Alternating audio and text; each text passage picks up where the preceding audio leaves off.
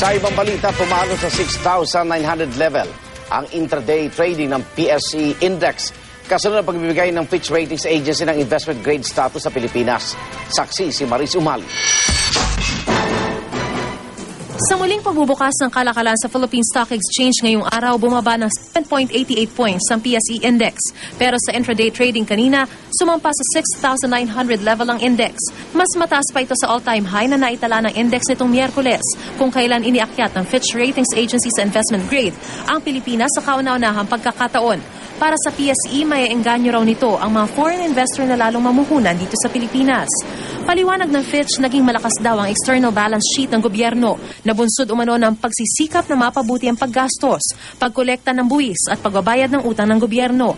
Sumipa rin daw ang foreign exchange reserve dahil sa patuloy na pagpasok ng remittance mula sa mga OFW. Malaking tulong din umano ang mga business process outsourcing o BPO. The main indicator here would be the sharp increase in foreign exchange reserve that's occurred over the last few years. The economy has been able to strengthen its own external balance sheet. At kung mas maraming investment sa bansa ayon sa mga eksperto, darami rin daw ang trabaho para sa mga Pilipino.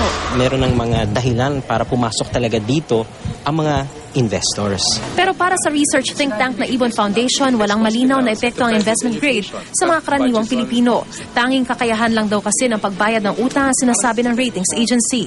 Ang paglago raw na ekonomiya, dapat may kasabay na pagtugon sa kawalan ng trabaho at kahirapan.